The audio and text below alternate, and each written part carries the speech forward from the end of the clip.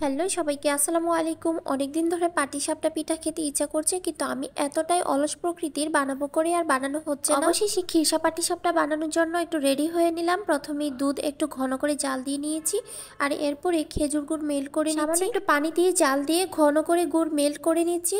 আর এরপরে একটা mixing bowl নিয়ে নিয়েছি, আর এটাতে প্রথমে দিয়ে দিলাম 1 কাপ পরিমাণ চালের গুঁড়া।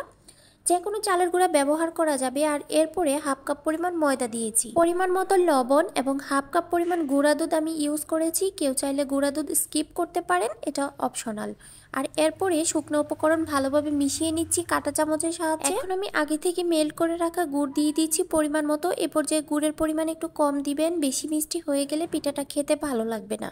যে কোনো পিঠার ব্যাটার আমি হাত দিয়ে মিক্সড করতে পছন্দ করি, এতে পিঠা পারফেক্ট হয়। প্রথমে গুড়ের সাথে সব কিছু মিশিয়ে এরপর নর্মাল টেম্পারেচারে থাকা পানি দিয়ে অল্প অল্প করে ব্যাটার তৈরি করে নিই। ব্যাটার যদি পারফেক্ট না হয় তাহলে পাটিসাপটা পিঠা খেতে একদমই ভালো লাগবে না। এই পর্যায়ে অনেকটা সময় নিয়ে ব্যাটার তৈরি করবেন, যত বেশি মিক্সড করবেন ততটাই স্মুথ হবে। ব্যাটার তৈরি হয়ে গেলে এক পাশে রেস্টে রেখে দিয়ে আমি খিরসা তৈরি করে নিব। এই জন্য ফ্রাই প্যান গরম করে নিয়েছি, আর এতে হাফ কাপ পরিমাণ চালের গুঁড়া দিয়ে একটু ভেজে নিচ্ছি। এভাবে ভেজে নিলে খিরসা থেকে সুন্দর একটি স্মেল আসে। আর এরপরে 2 কাপ পরিমাণ দুধ অ্যাড করে নিচ্ছিলাম। এই পর্যায়ে অনবরত নাড়তে হবে যেন কোনো লাম্পস না থাকে। চালের গুঁড়ার সাথে দুধ মিশানো হয়ে গেলে এতে আমি হাফ কাপ পরিমাণ গুঁড়া দুধ অ্যাড করব এবং পুনরায় ভালোভাবে নেড়েচেড়ে মিশিয়ে নেব। এই পর্যায়ে এমনভাবে মিশাতে হবে যেন কোনো লাম্পস না থাকে, অর্থাৎ কোনো দলা হয়ে না থাকে। দলা হয়ে থাকলে পিঠাতে থাকলে এটা খেতে ভালো লাগবে না।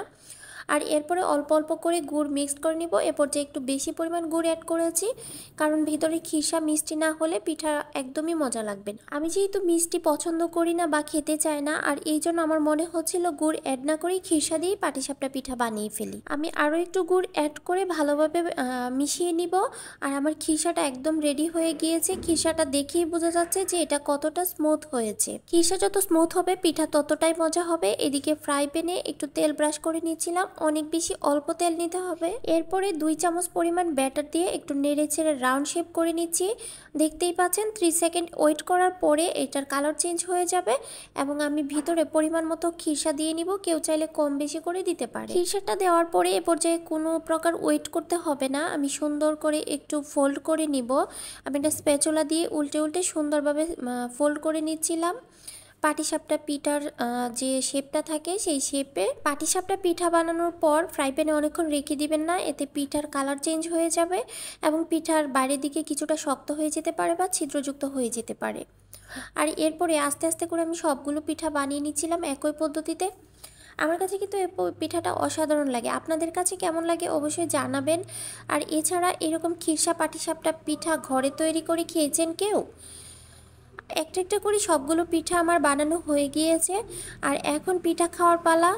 আমার পিঠা বানানোর প্রসেসটা আপনাদের কাছে কেমন লেগেছে জানাবেন। আল্লাহ হাফিজ সবাইকে।